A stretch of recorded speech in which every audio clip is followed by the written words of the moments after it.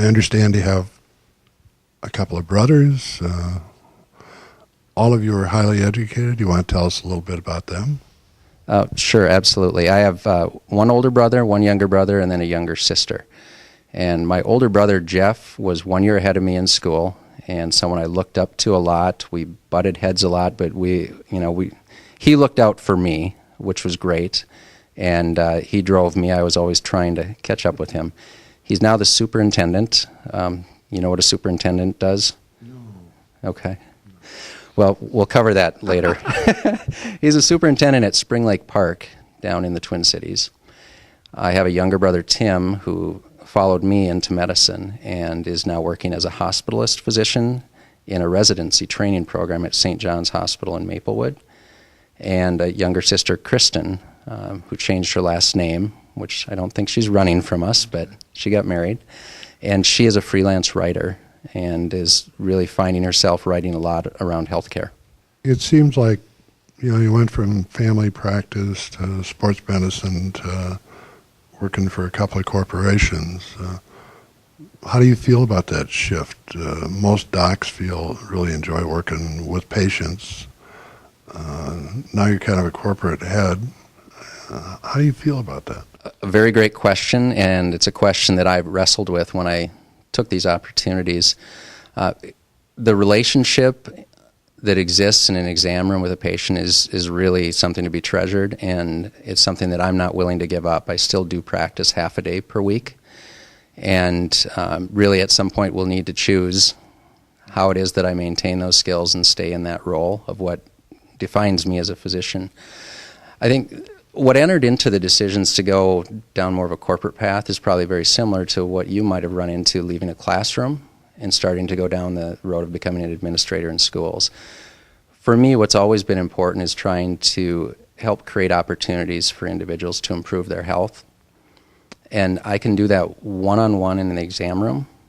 And what I found out as I started entering into some leadership roles within my clinic, that there's really a large opportunity to start to influence populations of individuals through putting programs in place, helping those who are in leadership roles, whether it be within clinics, within some of the insurance companies, employer settings.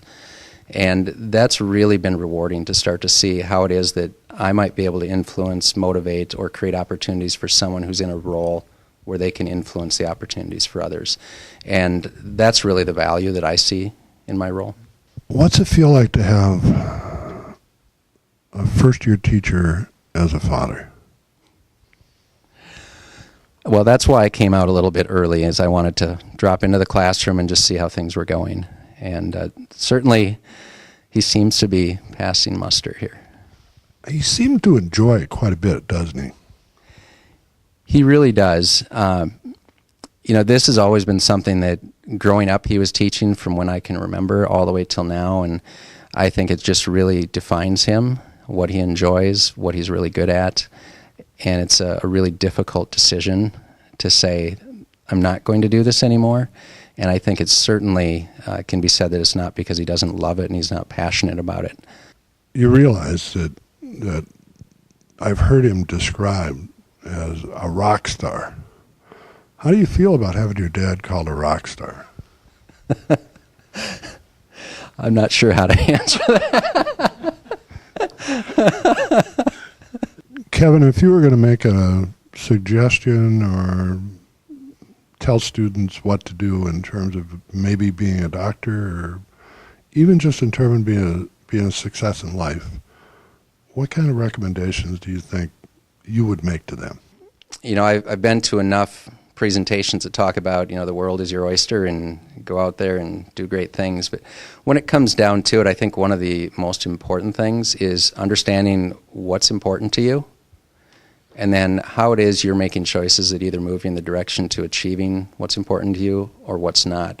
And a big part of that is humility and the ability to, rather than getting upset, angry, discouraged, is to really get curious and to continue seeking out learning. Do you consider yourself a lifelong learner?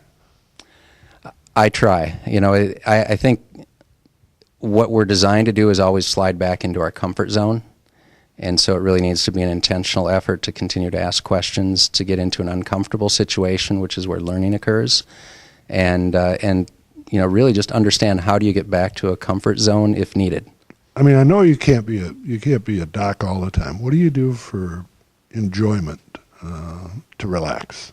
So to relax right now, I think I shared with you I have a 2-year-old and a 6-month-old, so relaxing is not coming very easily, but we really enjoy being physical as far as running, cycling, getting outdoors and playing, and really trying to figure out how it is we continue to do that so we can model that for our children and make them part of what we do. I enjoy reading and don't do enough of it, so this is a little motivation to really get back after that.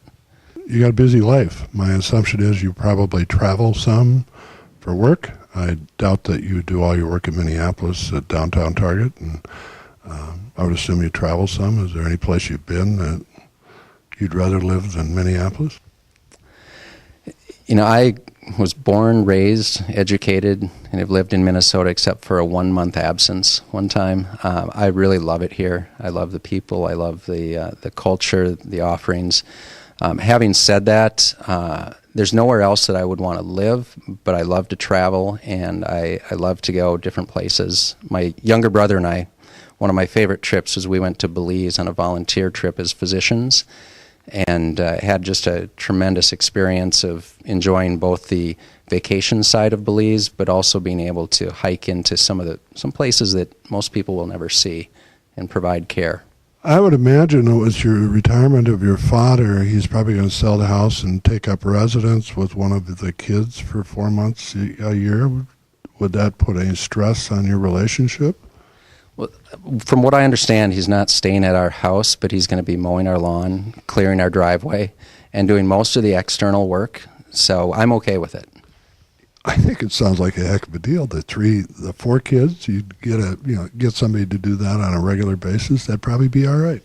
He once said he wasn't sure what he'd do if he retired, so we've taken care of that for him. When you think of your dad and being in his classroom, was there any benefit at all to being his kid? The only benefit that I can think of is that he had a candy drawer that also happened to have Mr. Donut donuts on a daily basis, and if I remember right, it was lower right, and I had access. He may not have always approved, but I had access. Did he ever scream about missing his donuts? Yeah, the only time I think he was upset with me is when he was assigning seats for the quarter, and he had a way of doing that on his overhead projector, and by chance, I got the back corner. And he was not happy about that because he knew that I screwed around a little bit in class. Kevin, I really enjoyed meeting you. I hope you have a great time speaking to our 2012 honor graduates, and I hope you have a great time. Well, thank you. I look forward to the opportunity and appreciate the chance to meet you and participate in this. Thanks for watching this edition of Cardinal Clips. We hope you enjoyed our visit with Dr. Kevin Ronneberg. I'd like you to remember that the kids in our classroom today are the doctors of tomorrow.